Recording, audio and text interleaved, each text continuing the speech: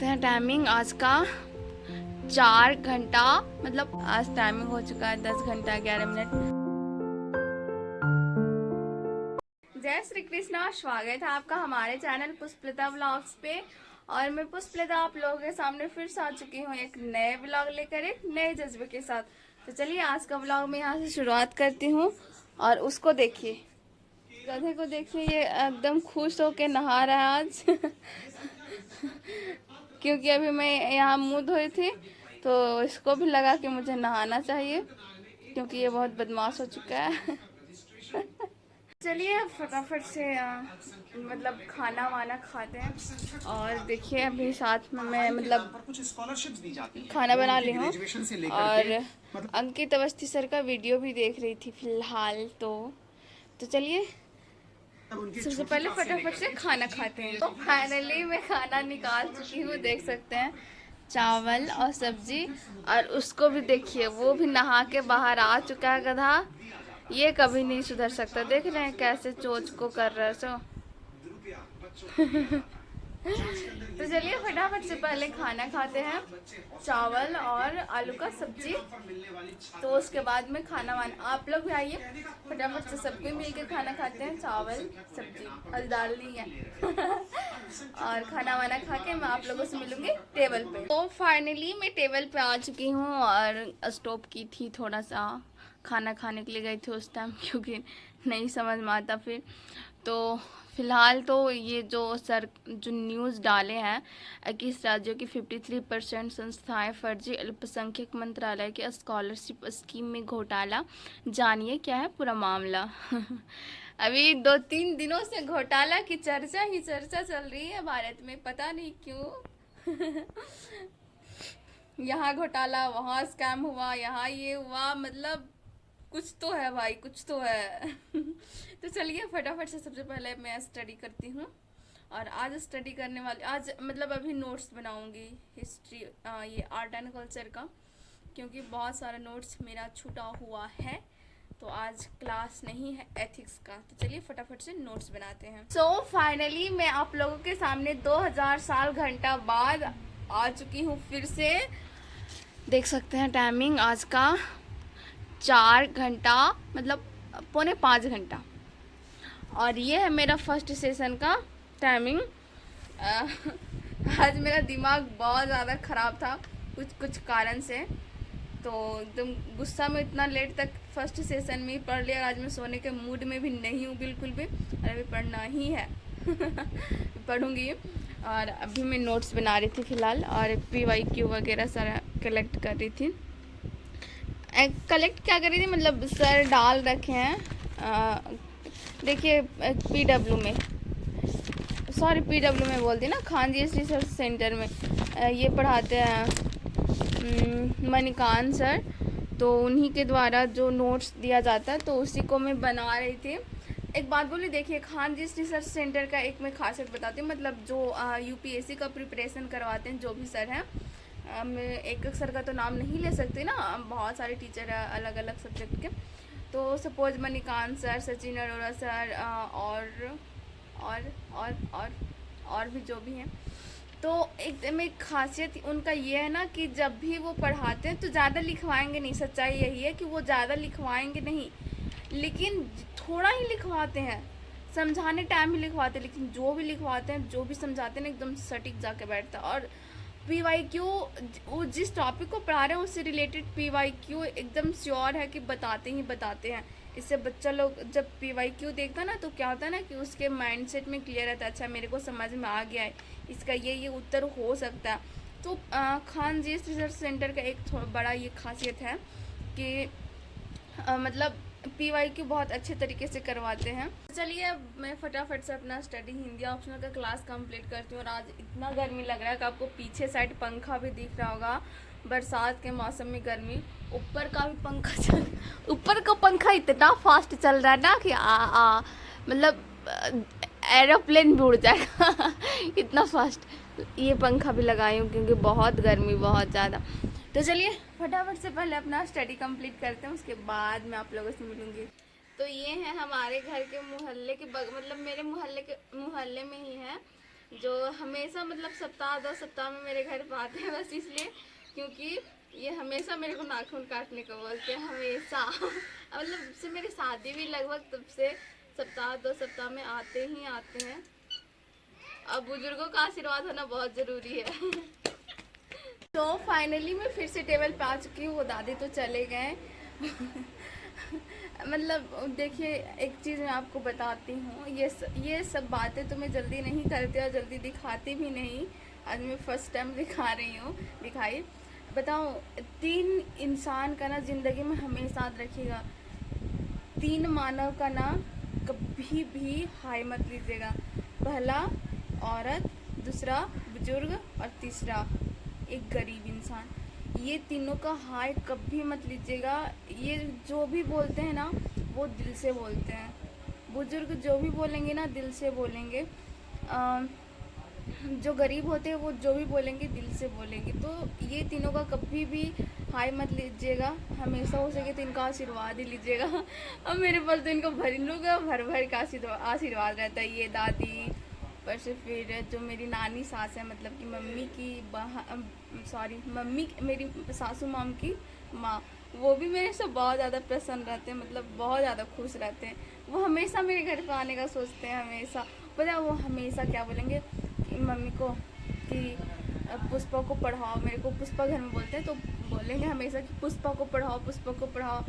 हम मतलब बहुत इन्हीं जैसे बुजुर्ग है, वो हमेशा बोलते कि पुष्पा को पढ़ाओ, वो कुछ करेगी ज़िंदगी में, आगे जाके उसका कुछ होने वाला, वो कुछ करने वाली है। जब मतलब एक समय ऐसा आया था ना कि जब वो मृत्यु के कगार पे थे, अभी तो ठीक है, लेकिन एक समय ऐसा आ गया था कि वो मृत्यु के कगार पे थे, तब भी वो मेरे को ही ढूंढ रहे थे कि पुष्पा नहीं आई।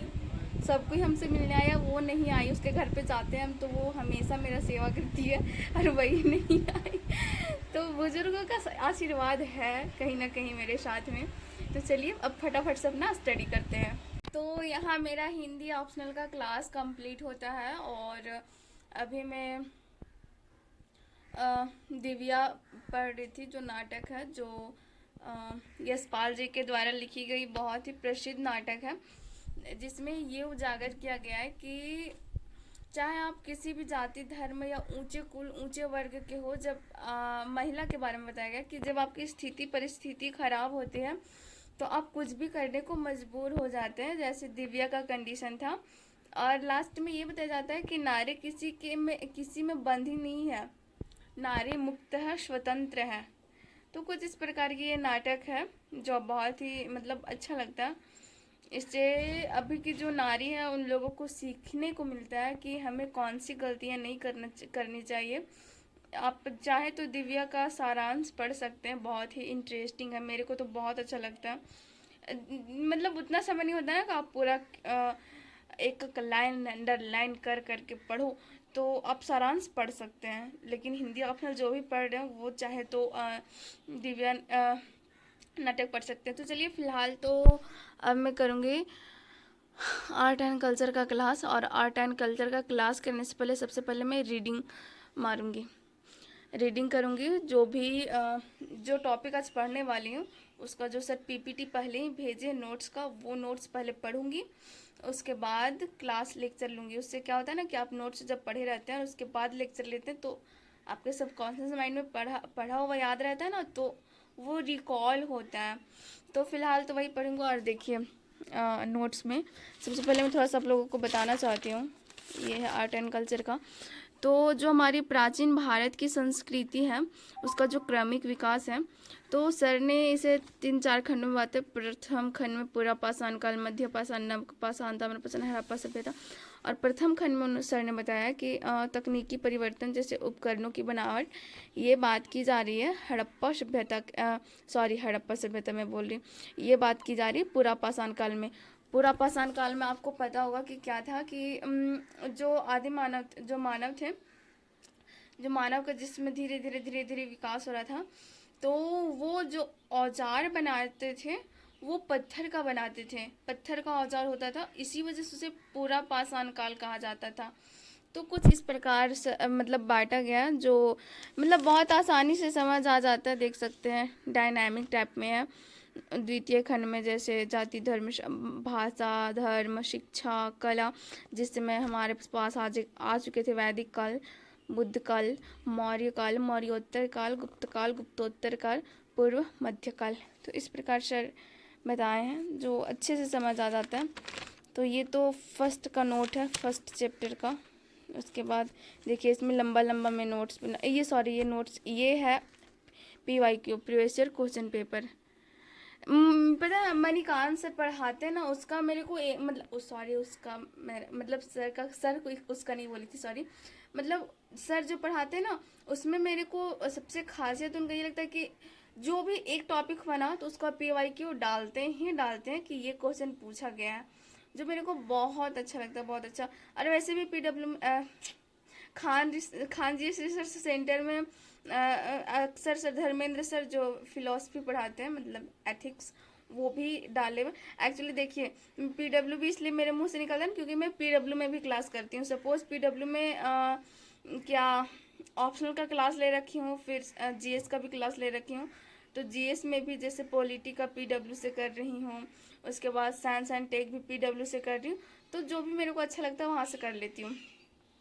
तो चलिए फटाफट से पहले मैं अपना रीडिंग करती हूँ, उसके बाद क्लास कंप्लीट करती हूँ। सो फाइनली यहाँ मेरा डे का स्टडी कंप्लीट होता है एंड आर्ट एंड कल्चर का भी क्लास कंप्लीट हो चुका था।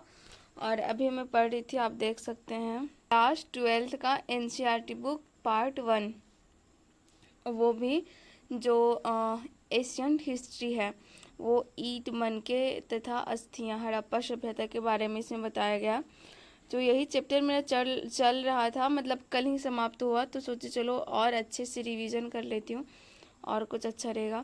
और आज टाइमिंग हो चुका है 8 घंटा 4 मिनट, अभी पढ़ ही रही थी, तो सोची चलो वीडियो को कंटिन्यू कर लेती हूँ। तो आज का मतलब डे का स्टडी मेरा यहाँ समाप्त होता है आज मतलब बहुत ज़्यादा कोई नहीं। तो फिलहाल तो अभी मतलब खाना वाना बनाऊंगी, नहीं बनाऊंगी पता नहीं, खाना थोड़ा सा मतलब बनाना पड़ेगा ना नहीं बनाऊंगी बोलती।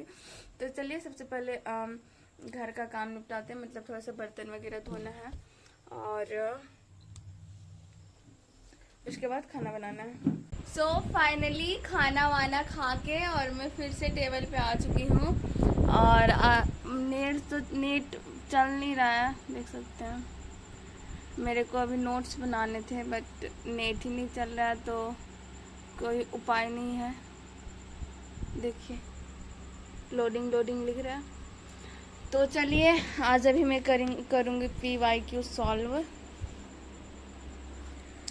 आर्ट एंड कल्चर का। एंड सबसे पहले तो आर्ट एंड कल्चर का करूँगी, जो अभी तक टॉपिक हो चुका है। उसके बाद मैं मॉडर्न हिस्ट्री का करूँगी। उसके बाद सोच रही हूँ जो पहले 2 कंप्लीट कर लेती हूँ 2 हो जाएगा, उसके बाद सोचूंगी। तो चलिए फिर से मैं नाइट का स्टडी यहाँ से स्टार्ट करती हूँ। सो फाइनली यहाँ मेरा डे का स्टडी समाप्त होता है और अभी मैं देखिए previous year question paper, sorry मेरा हाथ बीच में आ गया, प्रीवियस ईयर क्वेश्चन पेपर कर रही थी, वो भी आधुनिक भारत का। और आज टाइमिंग हो चुका है 10 घंटा 11 मिनट। एक्चुअली आज मैं टारगेट लेके चली थी 10 घंटा स्टडी करने का, जो मेरा कंप्लीट हो चुका है। तो चलिए आज का ब्लॉग मैं यहाँ पे समाप्त करती हूँ। वैसे ब्लॉग तो मैं हमेशा मतलब खाना खाने से पहले समाप्त कर देती हूँ, बट आज टारगेट लेके चली थी तो सोची चलो आज टारगेट को आप लोगों से भी शेयर करती हूँ। तो चलिए आज का ब्लॉग मैं यहाँ समाप्त करती हूँ। हमारा ब्लॉग कैसा लगा कमेंट करके ज़रूर बताइएगा। चैनल पर नए होंगे तो चैनल को सब्सक्राइब कीजिएगा, वीडियो को लाइक कीजिएगा और अपने दोस्तों के साथ शेयर कीजिएगा। तब तक के लिए जय हिंद, वंदे मातरम, भारत माता की जय।